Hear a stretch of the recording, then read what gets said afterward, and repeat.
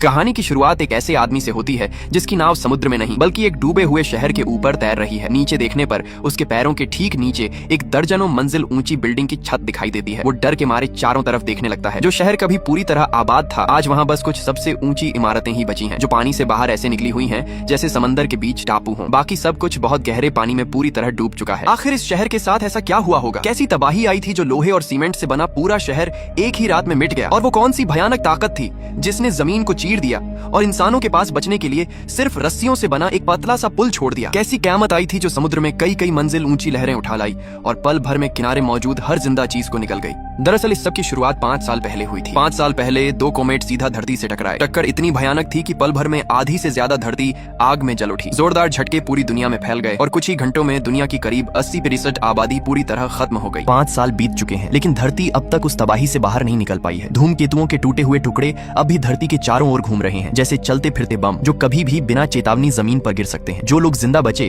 उन्होंने फिर से जिंदगी शुरू करने की कोशिश की, लेकिन जल्दी ही उन्हें समझ आ गया कि ये दुनिया अब इंसानों को दूसरा मौका नहीं देने वाली। हर जगह फैली रेडिएशन सिर्फ 3 मिनट में एक स्वस्थ इंसान को मार सकती है। लेकिन हैरानी की बात यह है कि कुछ जगहों पर अब भी हरियाली बची हुई है, जैसे वहाँ कभी कोई तबाही आई ही ना हो। उन साफ सुथरी जगहों को ढूंढना अब बचे हुए लोगों की आखिरी उम्मीद बन चुका है। जॉन अपने परिवार और कुछ दूसरे लोगों के साथ एक अंडरग्राउंड बंकर में किसी तरह जिंदा है, लेकिन बाहर की हालत दिन ब दिन खराब होती जा रही है। भूकंप लगातार आ रहे हैं और ज्वालामुखी कभी भी फट सकते हैं। बंकर में मौजूद सभी लोग जानते हैं कि ये जगह ज्यादा दिन तक सुरक्षित नहीं रहेगी। उन्हें जल्दी ही कोई दूसरा रास्ता ढूंढना होगा। एक दिन जॉन अपनी सेफ्टी सूट पहनकर फिर से बाहर निकलता है। रेतीले इलाके को पार करने के बाद अचानक उसे समुद्र दिखाई देता है। वो रेडियो पर साथियों को बताता है कि समुद्र किनारे कुछ लाइफ बोट्स खड़ी हैं और उससे भी आगे पानी के बीच एक पुराना जंग लगा हुआ वॉरशिप चुपचाप तैर रहा है। जॉन जहाज के नीचे बने एक टूटे हुए हिस्से से अंदर घुसता है। पूरी जहाज छान मारने के बाद भी उसे न कोई सामान मिलता है न कोई जिंदा इंसान, बस कुछ जली हुई लाशें पड़ी होती हैं। तभी उसे एक लॉगबुक मिलती है जिसमें एक बैंगनी रंग का फूल दबा हुआ होता है। 5 साल हो गए थे। जॉन ने 5 साल से कोई फूल नहीं देखा था। वो सोचता है कि ये फूल वो अपनी पत्नी को देगा, उसे जरूर अच्छा लगेगा। अचानक उसके हेडसेट में अलार्म बजता है। रेडिएशन स्टॉर्म बस 1 मिनट दूर है। जॉन भागकर जहाज से बाहर निकलता है। पीछे मुड़कर देखता है तो एक काली तूफानी दीवार तेजी से उनकी तरफ बढ़ रही होती है। अंदर बिजली लगातार चमक रही होती है। अगर उसमें फंस गया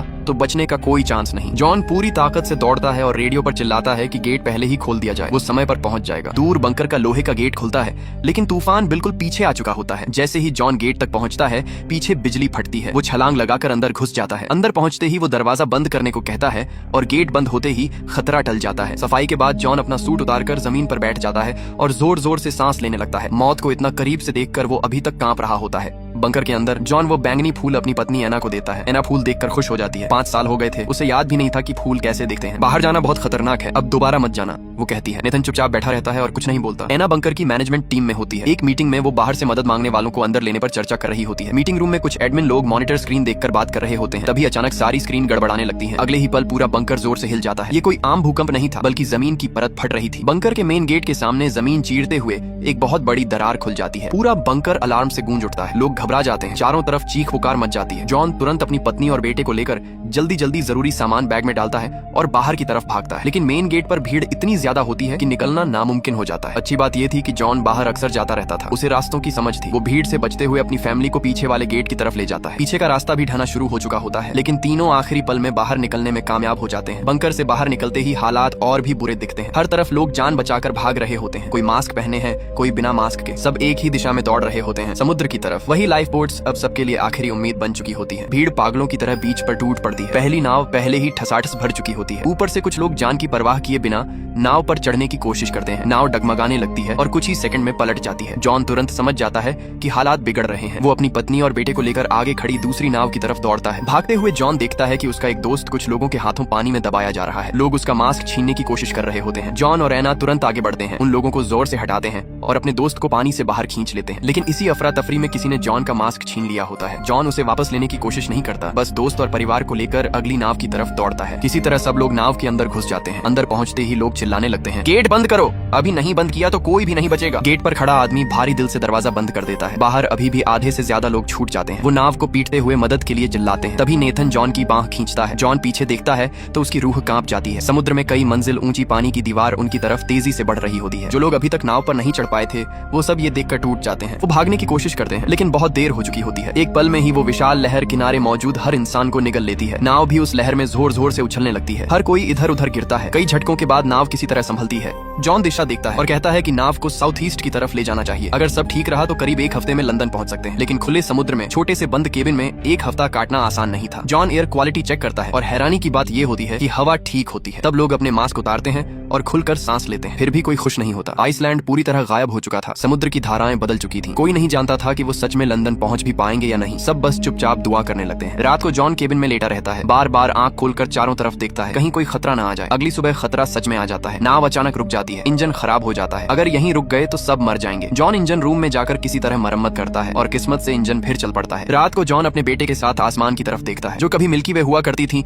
वो अब गायब है। उसकी जगह आसमान में पत्थरों और मलबे की एक अजीब चमकती लाइन फैली होती है। कुछ ही दिनों में खाने का सामान खत्म होने लगता है, लोग कमजोर पड़ने लगते हैं। तभी अचानक नाव किसी चीज से टकराकर रुक जाती है। जॉन बाहर झांकता है, सामने डूबी हुई इमारतें दिखती हैं। ऊंची बिल्डिंग्स की छतें पानी से बाहर निकली होती हैं। इन इमारतों को देखकर सब समझ जाते हैं ये लिवरपूल है। सब लोग तुरंत सतर्क हो जाते हैं। नाव किनारे लगती है, वो लोग शहर के अंदर बढ़ते हैं और सड़कों पर बोर्ड लगे होते हैं, लिवरपूल अबैंडन्ड। जॉन मशीन से हवा चेक करता है। हवा थोड़ी बहुत ठीक होती है, लेकिन लंबे समय तक यहाँ रहना जानलेवा हो सकता है। उन्हें जल्दी कोई शेल्टर ढूंढना जरूरी होता है। तभी सामने कुछ लोगों की परछाइयां दिखती हैं। जॉन अपनी फैमिली को लेकर उनके पीछे चलता है। थोड़ी दूर जाकर वो लोग रुक जाते हैं। सामने बहुत सारे शरणार्थी जमा होते हैं। रेडिएशन की वजह से उनकी स्किन बदल चुकी होती है। आगे एक ऊंची दीवार होती है जिसके अंदर हथियारों से लैस सैनिक खड़े होते हैं। एक अफसर दीवार के ऊपर से चिल्लाता है, सिर्फ पास वाले हाई लेवल लोग ही अंदर जा सकते हैं। एना तुरंत अपना पास दिखाती है। अफसर उसे देखकर सिर हिला देता है। तभी जॉन का दोस्त घबरा जाता है। उसका पास कहीं गिर चुका होता है। वो जोर जोर से अपना नाम और पोस्ट चिल्लाने लगता है। हालात बिगड़ते देखकर सैनिक गेट बंद कर देते हैं। जॉन और उसका परिवार भी अंदर नहीं जा पाते। तभी अचानक आसमान का रंग बदल जाता है। दूर से एक और रेडिएशन स्टॉर्म आता दिखाई देता है। लोग चारों तरफ भागने लगते हैं। जॉन एना और बेटे का हाथ पकड़कर दौड़ता है। तभी सामने से एक कार आती है। जॉन कार के सामने खड़ा होकर ड्राइवर से लंदन ले चलने की गुजारिश करता है। ड्राइवर उन्हें ऊपर से नीचे तक देखता है और हाथ बढ़ाकर कहता है, घड़ी दो तभी चलूंगा।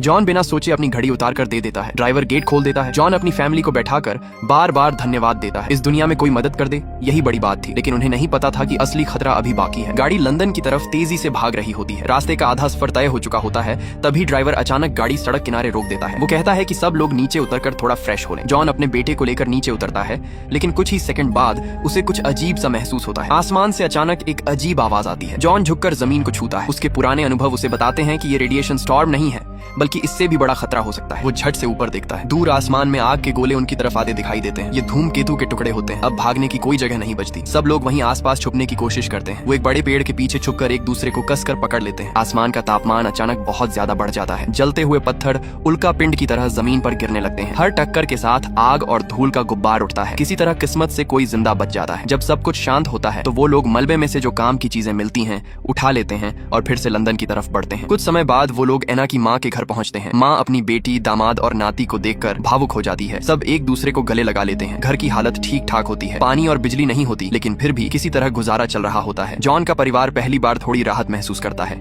आराम के दौरान एना को बाथरूम से जोर की खांसी की आवाज आती है। वो अंदर जाती है और सिंक में खून देखती है। जॉन समझ जाता है कि अब सच छुपाया नहीं जा सकता। वो एना को बता देता है कि डॉक्टर ने पहले ही कह दिया था अगर खून की खांसी शुरू हो जाए तो सिर्फ 6 से 8 हफ्ते बचे होते हैं। शायद ज्यादा बार बाहर जाने की वजह से ऐसा हुआ है। एना वहीं सन्न रह जाती है। इतनी तबाही देखने के बाद भी अपने पति को खोने का सच वो सह नहीं पाती। कुछ देर बाद जॉन कहता है, हम यहाँ नहीं रुक सकते। मुझे उस जगह को ढूंढना ही होगा जहाँ तुम और हमारा बेटा सुरक्षित रह सको। अगले दिन सब एना की माँ से विदा लेते हैं। माँ जॉन को एक पिस्टल देती है और कहती है कि मेरी बेटी और बच्चे का ख्याल रखना। इसके बाद वो लोग फिर से सफर पर निकल पड़ते हैं। शुरुआत में रास्ता शांत रहता है, लेकिन रात होते ही अचानक हमला हो जाता है। उनके साथ चल रही एक लड़की को सीधे सिर में गोली लगती है और वो सीट पर ही ढेर हो जाती है। जॉन तुरंत गाड़ी से उतरकर पोजीशन लेता है। अंधेरे में से आवाज आती है, गाड़ी छोड़ दो। किस्मत से जॉन के पास बंदूक होती है। वो जवाबी फायर करता है और एक हमलावर को ढेर कर देता है। दूसरा आदमी ज्यादा सतर्क हो जाता है। जब जॉन फायर करने की कोशिश करता है तो पता चलता है कि गोलियां खत्म हो चुकी हैं। तभी एना मरे हुए हमलावर की बंदूक उठाकर दूसरे को भी मार गिराती है। किसी तरह तीनों बच जाते हैं। अगले दिन वो उस लड़की को दफना देते हैं और फिर आगे बढ़ते हैं। घंटों पहाड़ी रास्तों पर चलने के बाद वो देखते हैं कि आगे बहुत सारी गाड़ियां खड़ी हैं। जॉन नीचे उतरकर देखता है और उसकी सांस अटक जाती है। सामने जमीन पूरी तरह फटी हुई होती है। एक विशाल खाई सड़क को बीच से काट चुकी होती है। पार जाने का बस एक ही तरीका होता है, एक बेहद कमजोर रस्सियों का पुल। हवा तेज होने लगती है। जॉन पहले उतरता है और बेटे से कहता है कि नीचे मत देखना, लेकिन जैसे ही जॉन रस्सी पर कदम रखता है डर उस पर हावी हो जाता है। एना पीछे से कांपती हुई चलती है। तभी अचानक तेज हवा चलती है। तीनों झूलने लगते हैं जैसे हवा में लटक गए हों। कुछ सेकंड बाद हवा थमती है। वो तेजी से आगे बढ़ते हैं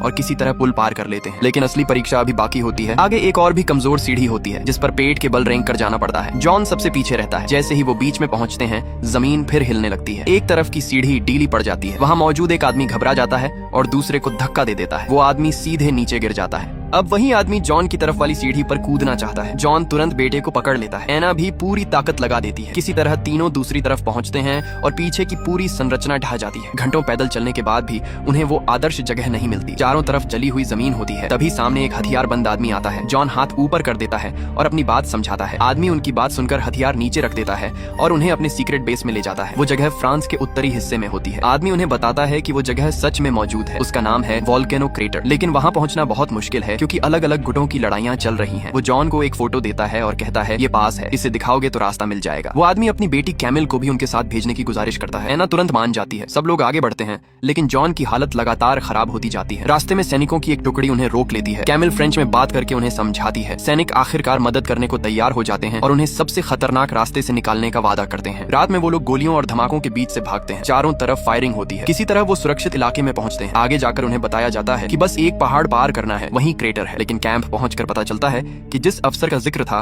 वो मर चुका है। आखिरी उम्मीद में जॉन कैंप कमांडर से मदद मांगता है। कमांडर उसकी हालत देखकर पिघल जाता है और एक बस की तरफ इशारा करता है। ये बस तुम्हें क्रेटर तक ले जाएगी। रास्ते में बस पर हमला होता है। गार्ड मारा जाता है। अंदर हाथापाई शुरू हो जाती है। गोलियां चलती हैं। कुछ देर बाद जॉन बाहर निकलता है। उसके पेट में गोली लगी होती है। खून बह रहा होता है लेकिन वो कहता है मैं अभी जिंदा हूँ। एना बस चलाती है। आगे रास्ता बंद हो जाता है। सब लोग जॉन को सहारा देकर पहाड़ चढ़ते हैं। काफी देर बाद वो शिखर पर पहुंचते हैं। नीचे वो जगह होती है हरी भरी पेड़ों से भरी साफ झील के साथ। बिल्कुल ऐसा लगता है जैसे दुनिया कभी खत्म ही नहीं हुई हो। सबके चेहरे पर मुस्कान आ जाती है। कहानी यहीं खत्म होती है लेकिन एक बात साफ हो जाती है, दुनिया चाहे कितनी भी टूट जाए, अगर इंसान उम्मीद छोड़ने से मना कर दे तो जिंदगी फिर से शुरू हो सकती है।